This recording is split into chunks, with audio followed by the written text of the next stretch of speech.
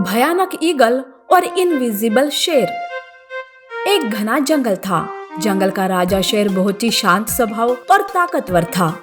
वो जंगल में किसी तरह की अशांति बर्दाश्त नहीं करता था। शेर का एक मंत्री था बाज, जो शेर का मंत्री होने के साथ साथ एक अच्छा दोस्त भी था। सब कुछ अच्छे से चल रहा था कि अचानक एक दिन पास के जंगल से वीरू नाम का एक खूंखार शेर जंगल में आता है। वो बहुत ही निर्दयी और जालिम था। जंगल के जानवरों को देखकर उसके मुंह में पानी आता है और वो सोचता है, अरे वाह, कितने सारे जानवर है यहाँ, इन्हें खाकर तो बड़ा मजा आएगा।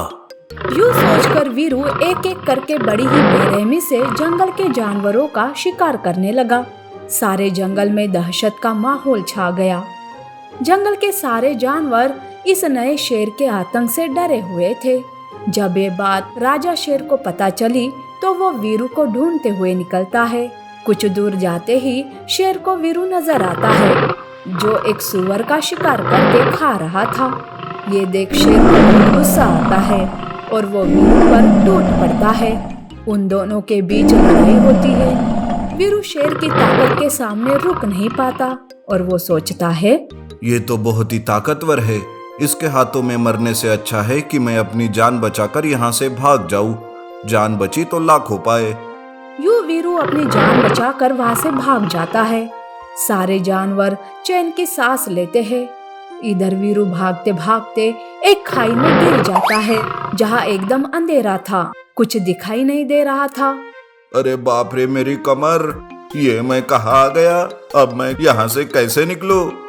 वो एक जादुई खाई थी, जिसमें गिरते ही वीरू को कुछ अद्भुत शक्तियाँ मिलती है। वीरू खाई से बाहर आता है। चलो, जैसे तैसे बाहर आ गया, नहीं तो आज मेरे जीवन का पत्ता ही कट जाता। यूँ सोचते हुए वो आगे बढ़ रहा था कि एक हाथी उसे टकरा जाती है। अरे ओ हाथी, दिखाई नहीं देता? अंधी हो गई हो क्या? लगता है तुझे अपनी जान की परवाह नहीं है। हे भगवान, यहाँ तो कोई दिखाई नहीं दे रहा है। मैं किससे टकराई और ये आवाज किसकी है? कहीं यह भूत प्रेत तो नहीं? ये कहते हुए हाथी वहाँ से भाग जाती है। वीरू के कुछ समझ में नहीं आता। वो आगे बढ़ता है। रास्ते में बंदर का भी वही हाल हो जाता है जो हाथी का हुआ था। तब जाकर वीरू के समझ में आता है कि वो किसी को दिखाई नहीं दे रहा है। ये जानकर वो बहुत खुश होता है और जंगल में दहशत मचाने लगता है। वीरू के रास्ते में जो भी आता वो उस पर हमला करता और उसे या तो घायल कर देता या फिर उसे मार डालता। सारे जानवर इस अनजान और ना दिखने वाले दुश्मन से बहुत ही डरे हुए थे।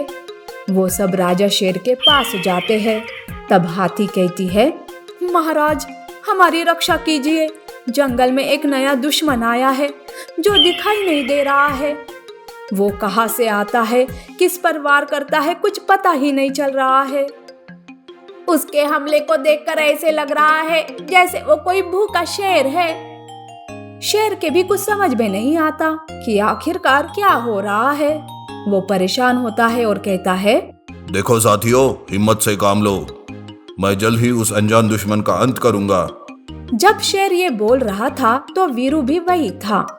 वो शेर की बातें सुनकर जोर जोर से हंसते हुए कहता है, अरे ओ शेर, तू मेरा कुछ नहीं बिगाड़ सकता। मैं इन सारे जानवरों को खा जाऊंगा और तू ये सब देखकर खून के आंसू रोता रहेगा। वीरू की आवाज सुनकर सारे जानवर इधर उधर भागने लगते हैं। वीरू शेर के सामने ही हिरन पर हमला करता है और उसे घायल कर देता है। शेर कुछ नहीं कर पाता, वो उदास हो जाता है। वीरू हंसते हुए वहां से चला जाता है।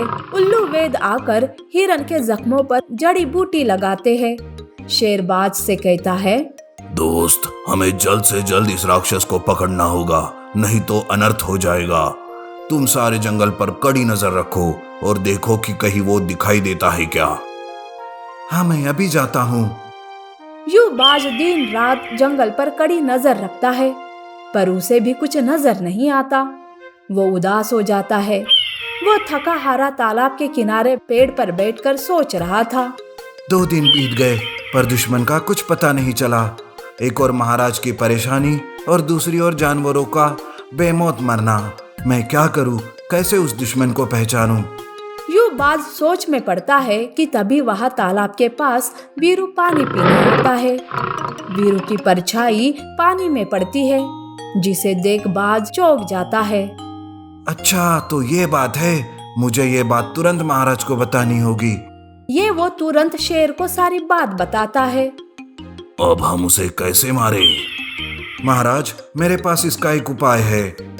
बाज शेर को कुछ बताता है और सारे जानवरों की एक सभा बुलाता है। देखो दोस्तों, मैं अभी एक स्वामी जी से मिलकर आ रहा हूँ। हमारे जंगल के पूर्वी दिशा में जो पानी का झरना बहता है, अगर उस पानी में हम डुबकी लगा ले तो वो अनजान दुश्मन हमें देख नहीं पाएगा। जब बाज ये सब बोल रहा था तो वीरू वही था। तब वो अपने मन में सोचता है, अरे ओ पागलो, तुम लोग मुझसे बचने के जितने भी उपाय बना लो, मुझसे बच नहीं पाओगे। यूं वीरू जानवरों से पहले झरने के पास जाता है और पानी में उतरता है। पानी में जाते ही उस पानी में भूख की बैठी मगरमच्छ एकदम से उस पर हमला करती है और उसे खा जाती है। झाड़ियों में छिपे जानवर ये देखकर खुश हो जाते हैं। ये सब बाज का प्लान था। शेर बाज की होशियारी की प्रशंसा करता है और फिर से जंगल में खुशियां छा